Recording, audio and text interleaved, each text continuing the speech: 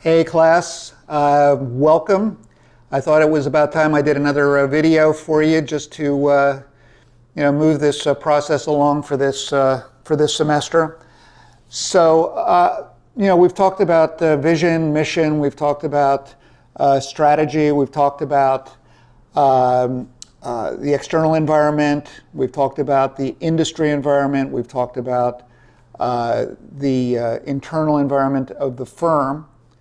One of the things that I want to make sure I don't miss, because I do have you doing these readings, the content trap and the medium is the massage, I just wanted to take a few minutes to talk about the concepts in these books, because I'm going to have you write a couple of papers, and I'm going to expect you to do some of the kind of thinking that I'm going to do for you in real time right now.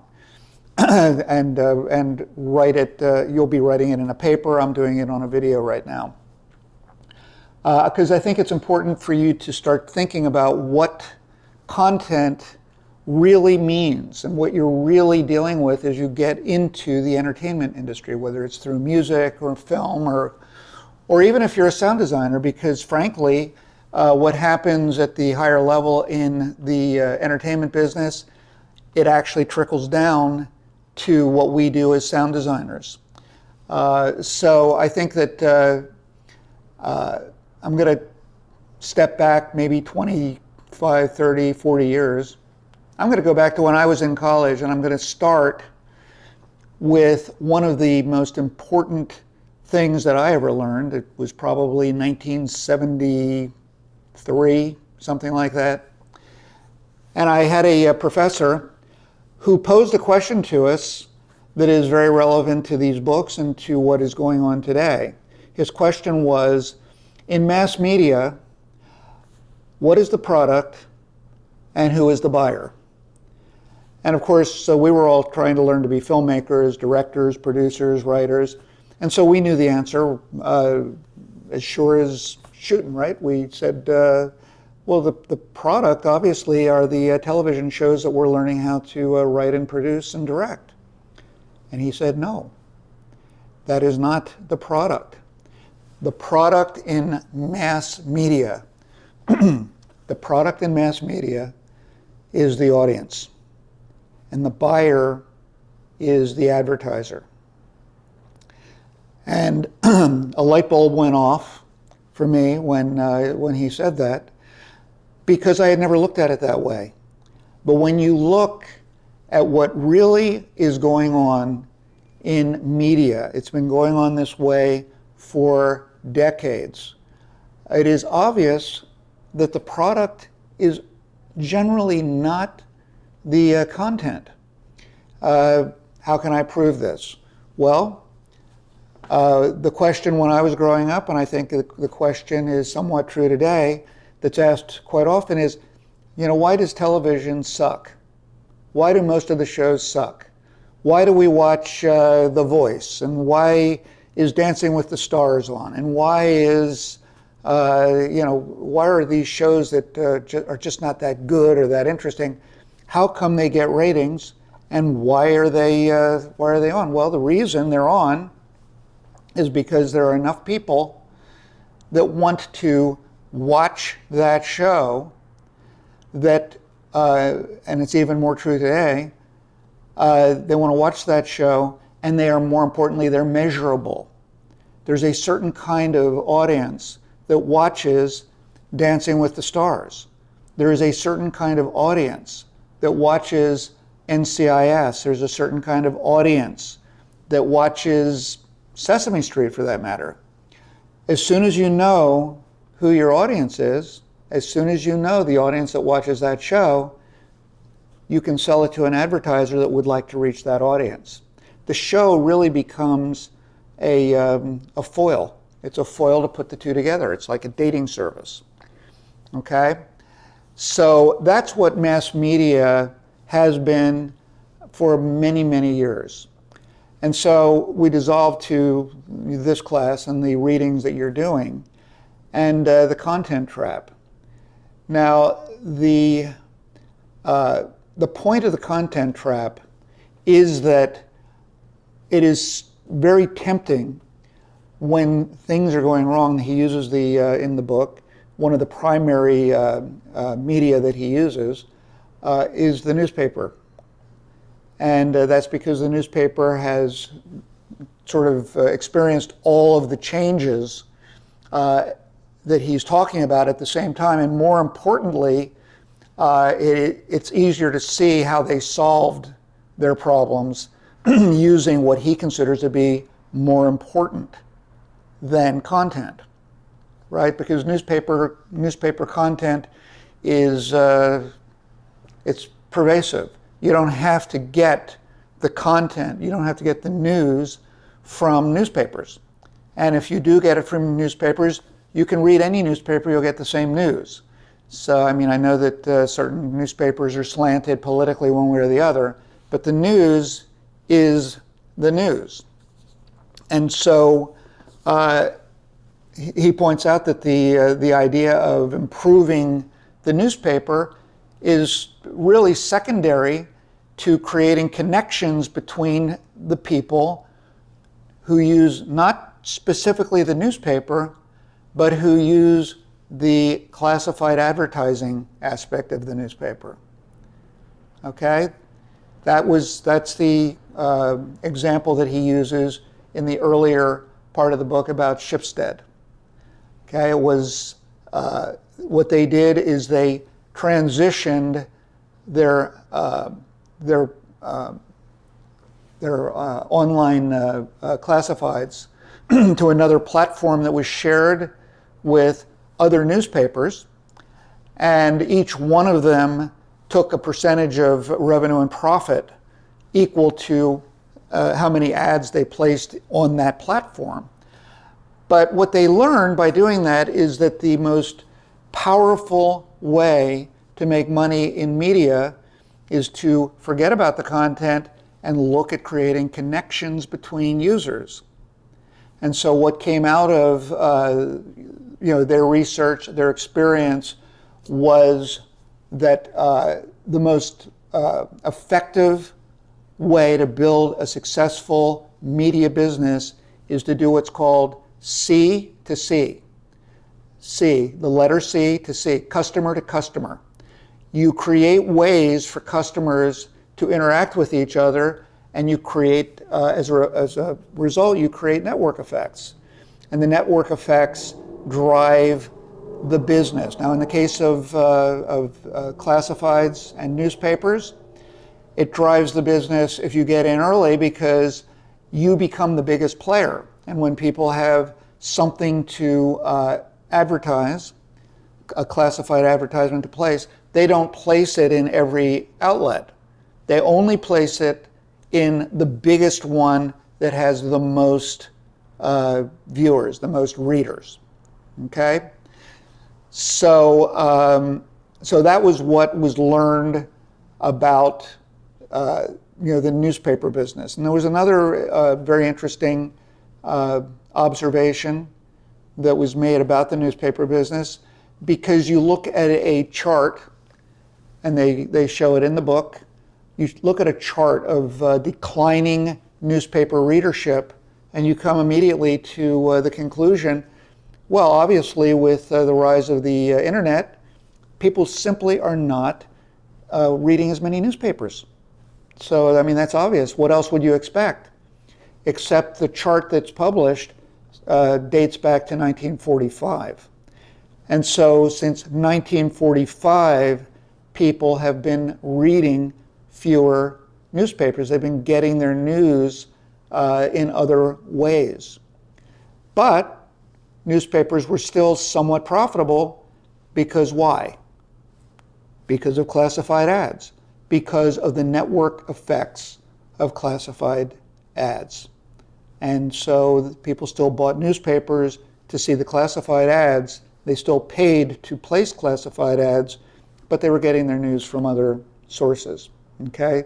So the content trap. Now think about that as it pertains. I know most of you are involved in music, or you would like to be involved in music. Think about the network effects of the music business. Many years ago, when the music business was mostly a record business, record companies, you experienced your music by going out and buying a record or buying an album. You did not have really in that business the same level of network effects that you have today. And what do I mean by that? Well, the network effects that you have today are created by the live concert business. The live concert business has come in and reshaped the music business. And as one who, of course I'm a bit older than you, as one who goes to live concerts, you don't go to a live concert to hear good quality music. You go to a concert to experience an event with like-minded people. You can, if you want to listen to the Rolling Stones, and really enjoy their music, well, listen to a recording. If you go to the Rolling Stones and you're sitting anywhere that you'd really like to sit, it's very loud. It's very hard to listen to. It's a completely different experience. It's mostly a networking experience, and so the content, the songs that they're playing in that venue, are not as important as the network effects that you're getting from that crowd that has assembled. And that's also true with platforms. The platforms where music is distributed. What you need to ask yourself, what is more important? Is it the quality of the music? So do I go to Spotify because they say we have only good music? Of course not, because Spotify has all kinds of music, and who's to say what's good anyway? We go to Spotify or Apple Music or what have you because of the network effects. We're buying the platform. We're buying a platform that many, many other people are buying. We're buying a platform that many artists are using. And so we look for a platform that's well priced, that gives us access to all of the content that we would ever want, but most of it we're not going to ever listen to. We're buying the platform. Okay, so we're in a world of the platform. Okay, and for right now, that's all I'm going to say about the content trap. You'll read more. You'll read about streaming. You'll read about cable. You'll ask yourself, why don't more people cut the cord? Why is cord cutting not so pervasive that it's putting all of the cable companies out of business? Well, there's a good reason for that. It's in the book. You'll get to it. But pivoting over to Marshall McLuhan, the medium is the message, or the massage. Now, Marshall McLuhan, in his day, he had no idea where this was going to go. He really is saying something not exactly the same as the writer of The Content Trap, but he's saying something that is relatable. And in one of your papers, I'm going to ask you to relate it. So, the medium is the massage. Essentially, McLuhan was saying that the medium through which we experience content, it adds its own message, which may in many cases be much more important than the content itself. In the world of McLuhan, he saw, which was a world of television, radio, feature films, theatrical events, those kinds of things. He was in a world of mass media. Okay, so what he was looking at was what you call retribalization, which meant that with appointment viewing, where everybody was looking at the moon landing together back in the late 60s, when everybody was watching Gunsmoke at a certain time on Friday night. Everybody was sitting in their homes. but they were all experiencing media in the same way at the exact same time. He saw that as a retribalization.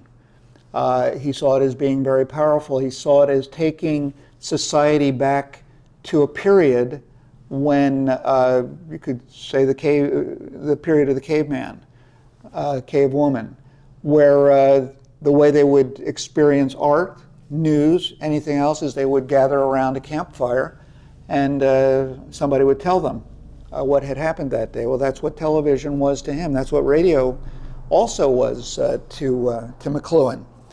There's a PowerPoint that is on that is in the module. I forget. I think it's module 5. Okay, the medium is the massage, and you should look at that PowerPoint. There are many interesting things related to this PowerPoint. The first one is that the title of the book was an accident. The galleys came to McLuhan after he wrote it, and they had titled it "The Medium is the Massage" instead of "The Medium is the Message." But McLuhan looked at it and he said, you know what? Massage is really a lot more accurate than message. Let's just leave it the way it is, okay? Maybe it was just laziness, but who knows? He postulated that the medium changes the message by changing the scale. So the scale being you experience something on a massive screen as you do in a motion picture. That is having a different impact on you than watching something on television. Change of pace. In the case of a lot of sociological change, mankind had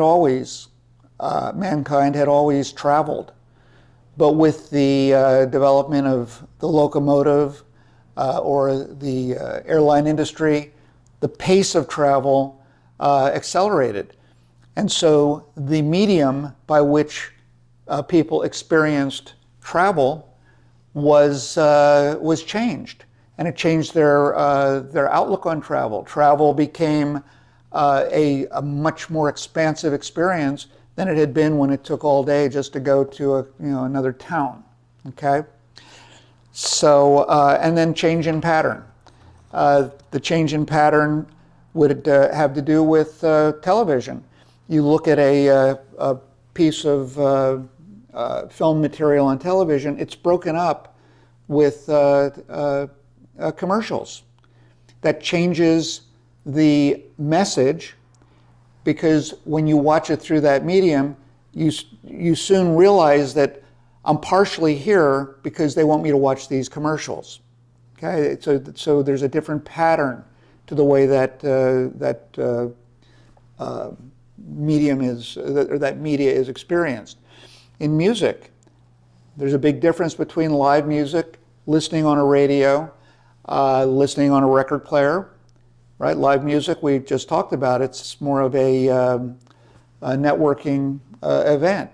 When you listen on a radio, then the pattern is a lot different. You're listening to a playlist that's been created by somebody for you. The song that you want to hear may be buried in that playlist, but it's different. All of a sudden, your perception of the music is being changed, not just because it's in the middle of a playlist, but what else is in that playlist.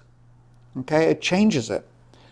And then, of course, if you go and buy a record, then you're stepping away from mass media because you can play that record any time of the day or night. You're not sharing with anybody. You don't have to.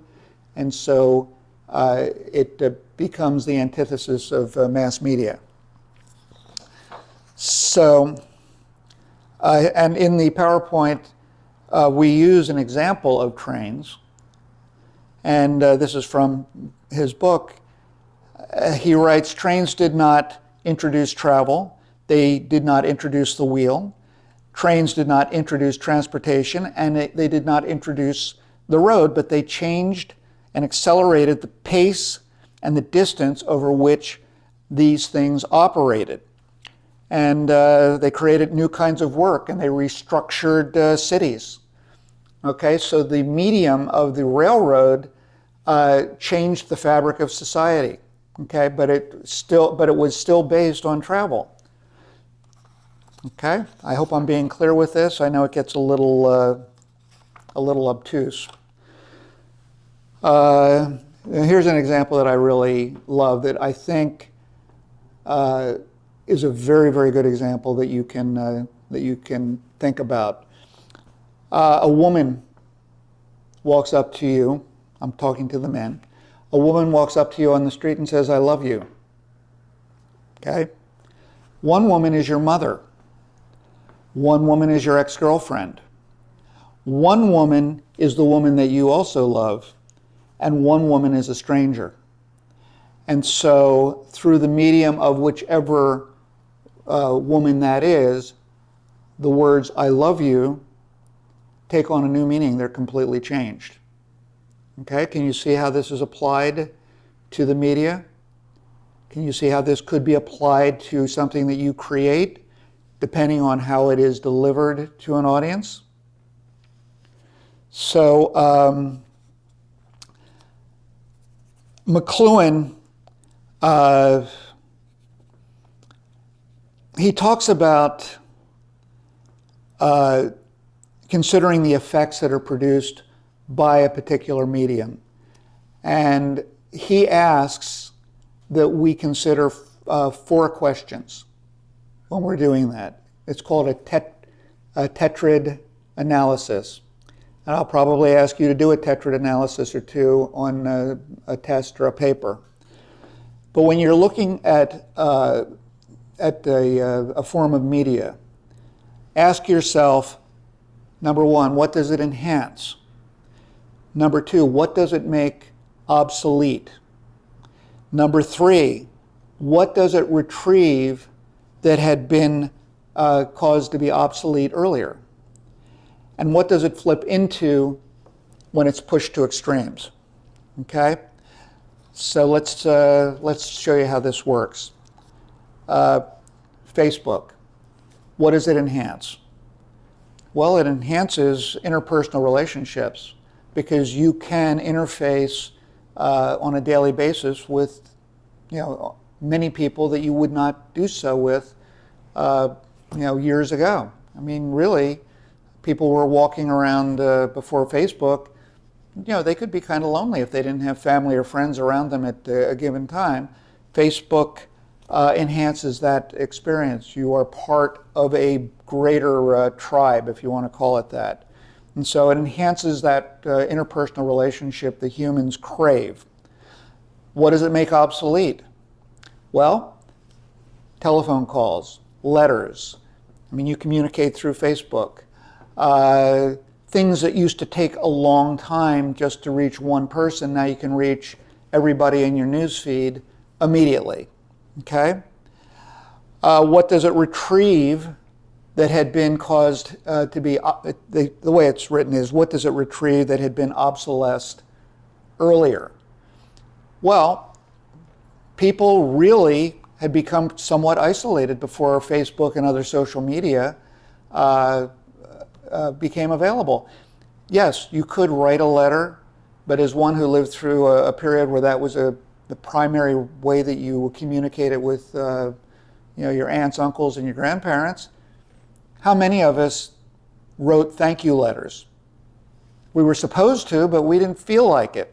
Or we felt like, it's just a letter. Oh, it's going to take so long to get there. Wouldn't it be so much better if I could just tell them thank you right now? Okay, so Facebook retrieves that. Facebook and other social media, Twitter, okay? And what does it flip into when it's pushed to extremes? Well, one of the things that you can think about with social media is what happens when the CIA or Homeland Security wants access to the Facebook database.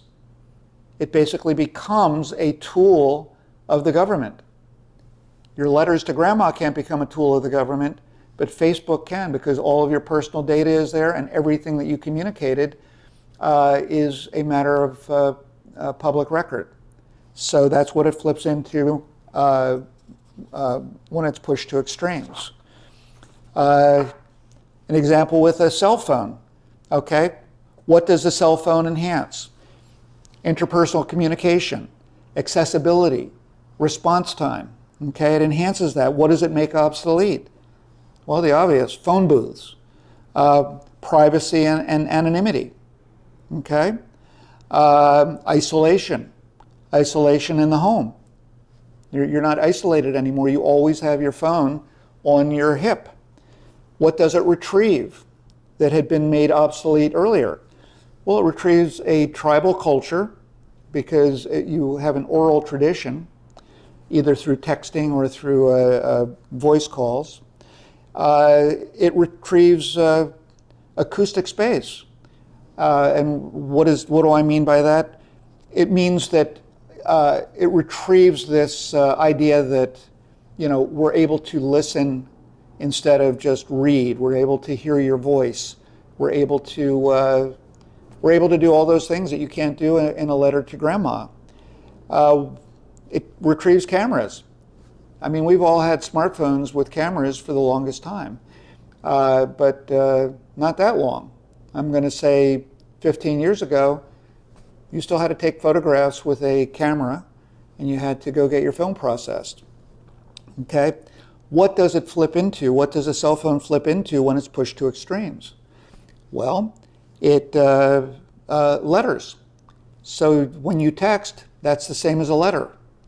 Okay? But you can also forward a letter that you have sent or that you've received from somebody else. And so one person can send you a communication, a text, or an email. You can forward that to everybody in your contact list, just like that. Okay. New media. So, so the question that's asked in this PowerPoint is, what happens when we become the medium?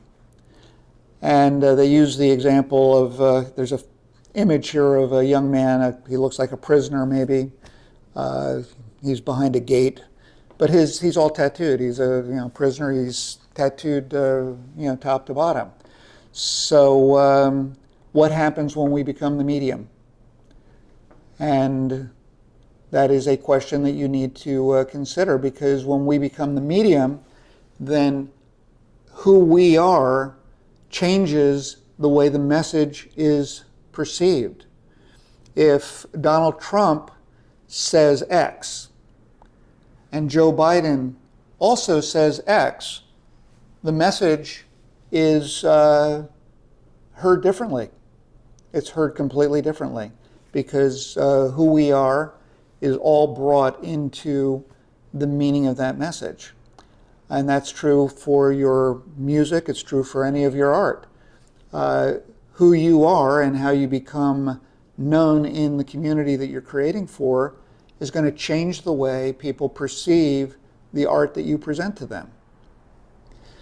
So that's where I'll leave it. I want you to take a look at the PowerPoint and take some notes. You'll use that, and you'll use the book when you read it in order to do your paper. And for right now, I think that I'll leave it there. I want to keep these videos a little shorter than the very first ones were. But if you have any questions about what I said in this particular video, feel free to get back to me and ask me. Okay? You can ask through email, or you can give me a call. Okay? I will talk to you later.